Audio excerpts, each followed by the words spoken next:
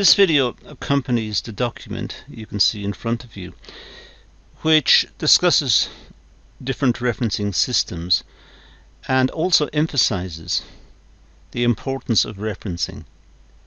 When you write an essay or a project or submit some work and you've taken some ideas, perhaps someone else's words, from a different document or from a book or from an article or some site online, these are not your words or your ideas, you're just taking them. So it's important that you credit the person who owns the words and ideas, and we do that through referencing. Referencing is most important. It's important to show where you get all your ideas from. Whatever the document is, you'll find the source of the document and credit that document or that website or that article, that book, whatever it is, credit it with the source of that information. Only take credit for what is yours, not for what is someone else's. Now, I strongly suggest that you read over the document that you see on the screen, in addition to the other documents we make available on referencing and plagiarism and topics such as those. But what I'm going to do here is just go through this document very briefly, just skip over it and present the document to you so that you may then go and look at the document yourself and read over it. The document, if I can just scroll down here, you'll see the document has got many parts. It's not a long document, it's only 5 pages here, but there are different parts to it, and it discusses Google Docs and Microsoft Word and different ideas about how to insert appendices and what's paraphrasing, and just questions that people often ask in the context of referencing. So it's quite a gentle document in many respects. There are others, as I said, available on the course that you should look up as well, which are much more detailed than this one, but this one can be a good starting point. And what I'm going to do here is to bring some structure to this document. I'm going to insert a table of contents. Now, it's very important for you to insert a table of contents in particularly long documents to help the reader navigate through the document.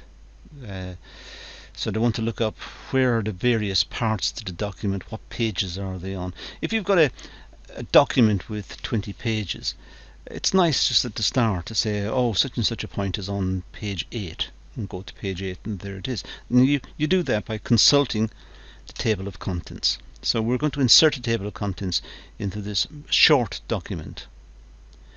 Now, to do that, I'm using Word here, but you can use Google Docs in a similar fashion.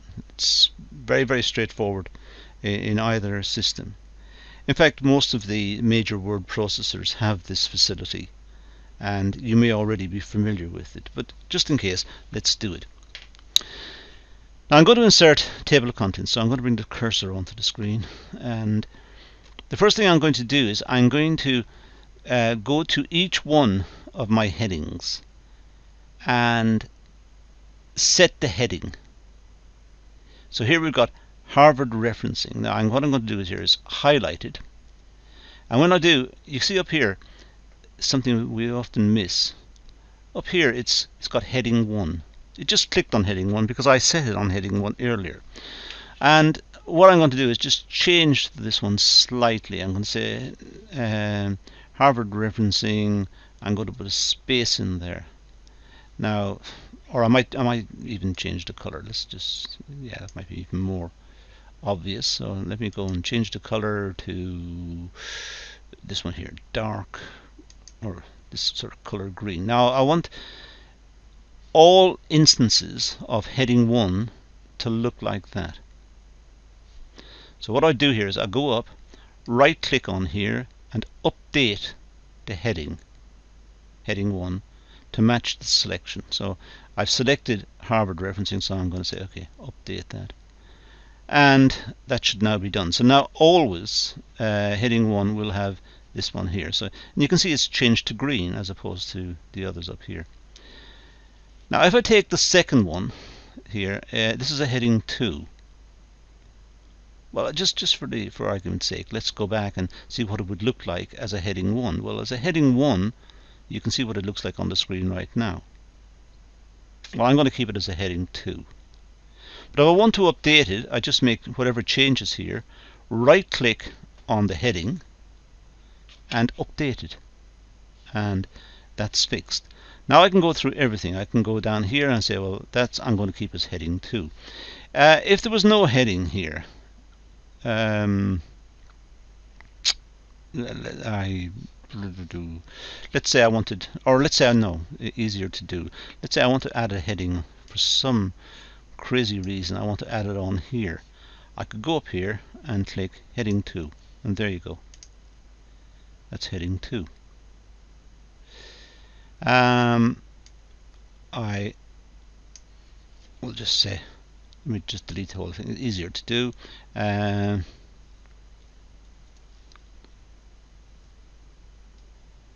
Oh, okay. In that case, I need to simply go back up here and modify the colors to go to black. I don't want it bold, and I think it's something like, is it 10, 11? Something like 11, yeah, there you go. I've duplicated a word there. Now, going through each one of these, I've just set the headings. There you are, heading 2. As I said, I could set heading 3, which takes me down to the next page, or heading 4, which looks very small. Just, oh, as soon as I take it off, it jumps back. Well, heading 4 is at the bottom of the screen, and as you can see, it's whatever. Titles, if I click titles on the top, it's just off your screen at the moment. It's just, you can see the cursor just about on your screen.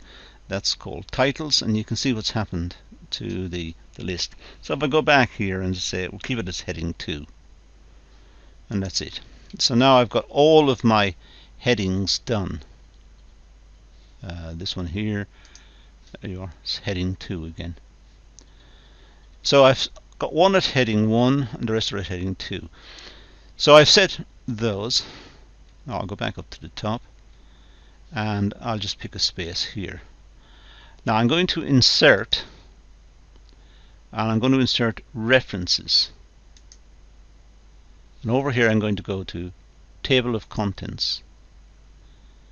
And probably the best one to do, the easiest one to do, is do automatic table. This one here. Click on it, and there it is. So I've just done a table of contents. Now if I want to find referencing sources other than books, it tells me how to do it. Just click the control plus click, I should say, to follow the link. So if I press control, you see it changes into a hand, and I can go references and bibliography. Click on there and it jumps down to here. So it's just setting a marker in the document. If I scroll back up to the top again and go referencing is done in order to show evidence of research, and so on and so on. So now we've got a table of contents to help us navigate through the document.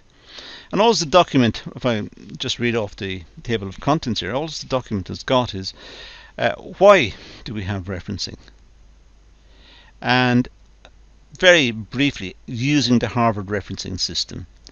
And the way we use it is very, very straightforward. We have the author of a piece of work, the date that the author wrote it, the title of the work, the publisher, and perhaps the place of publication. And sometimes, if it's a large piece of work, you might have the page numbers. It helps the reader to find where you've taken the words from. If it was a very big book and you just said the author, the place of publication, the publisher, the title of the book, and so on, the date of publication, if you just said all of that, it's still a very big book. Whereabouts in the book did you take it? So say page 217 or whatever it is, and the reader can find it quite simply. So it's common sense. The next one is the first thing to do is to organize the reference alphabetically. Yeah, when you're doing the Harvard system, organize it, your referencing alphabetically. In the essay you may have something written like this, so here I've given a sample piece of writing. If I just click on it, I'll show you what I mean. Just click. So perhaps this is what you've written in your essay. By and far, this is just a made-up piece. By and far, the best form of investment appraisal is that of discounted technique. Smith, 1995, pages 27 to 31. However, the simplicity of the straight line technique has much to recommend it. Davis, 2016, page 42. However, some writers recommend a combination of investment techniques. Adams, 2008, pages that, and Smith, presumably Adam Smith, 1776, The Wealth of Nations, very famous book. Anyway, just a contrived piece of writing, but you can see I put in the dates in there. And what you would have done is you would have taken the references, let's say, using the Harvard words, you have a set of references here. They're all just jumbled up: Smith, Adams, Davis, Smith. They're all not alphabetic, so organize them alphabetically and you get something like that, all listed out alphabetically, and in the essay it will appear something like this. And that really is the basis of your referencing system. Just organize your references along those lines and you will not go too far wrong. That could be your referencing system. And when you're writing, then you may insert your sources throughout. So when you make a point, if it's not your point, if it's a point based on something you've read, give the source. So the simplicity of the straight line technique has much to recommend it. Davis. And so now it's not you saying it, it's Davis. Some writers recommend a combination. Adams and Smith again, or a different Smith. So we've got two Smiths. We've got Joe Smith and A. Smith. That should be J maybe and A. And that takes us down table of contents. I've shown you how to do a table of contents. In Google Docs you can do all the same thing just by using the Insert tab. For Apple users amongst you, please look it up online. The later updates on Apple have somewhat got past me, so just look at what the Apple websites say about doing this. I'm sure it's very straightforward, and I will try to do a video on it later. There are some useful articles I've found as well from other universities and colleges and academic institutions, and well worth having a look at. Some of these are very well written. They are available online, so I presume they're in the public domain and they're for us to use and to look at. Referencing and bibliography. People want to know what the difference between a reference and a bibliography is. Well, there's two distinctions really. One is that the bibliography is sets of books, websites, journals, articles, newspapers, magazines, and so on that we used when we're preparing the work. And sources are everything we used, but sometimes we've discarded some of them, and they're not cited in the work. There were sources that we consulted, perhaps websites we looked at, but in the end we didn't use them extensively, but they might have influenced our thinking, but we didn't take anything from them. We didn't take any ideas from them that they have written or the way they've presented their work. We haven't taken anything off them, but they might have influenced the way we think. So we want to give them credit for that. So they were consulted, but perhaps not cited in the work. The second distinction is that the bibliography is a list of books and articles used in the preparation, and references are all the other sources. All the books, magazines, websites, journals, magazines, whatever it is, everything would be the references. That's the second distinction. Which one should you use? Well, the answer is simple. Use either. But be consistent.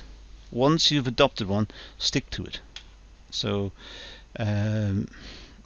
whether you want to just cite what you've used and all the other sources were consulted but not used.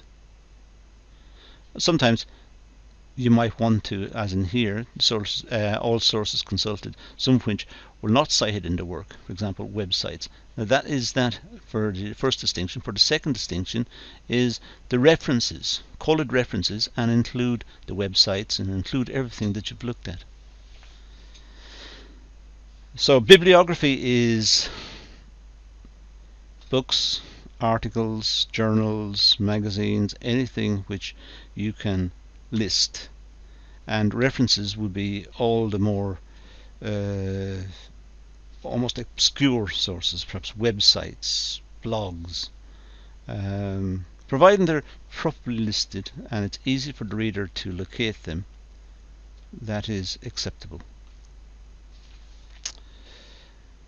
Good article by Nottingham University that I fell across when looking at this, and it's there for you to look at. I don't know how long these websites stay up, so if it's not there when you click on it, I apologize.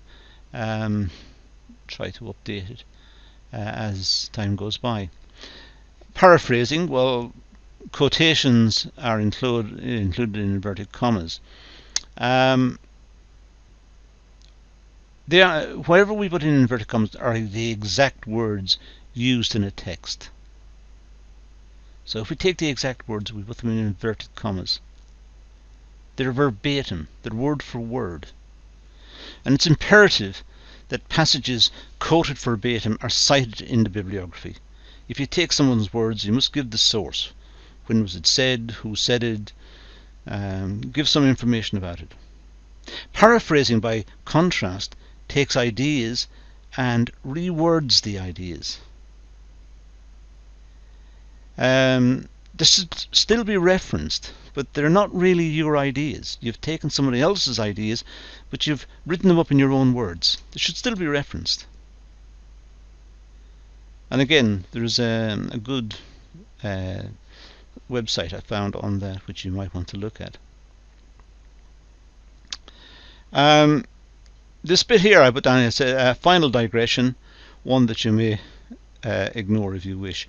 I was just looking at the way of trying to separate these out using set theory. If any of you are familiar with set theory, this is just using the terminology of set theory, and I just set it out that way. But if you're not into set theory, just ignore this bit here. Just put a line through it. If you're into set theory, it is useful to start seeing it in that particular way. And that's it. That's all I want to do with referencing.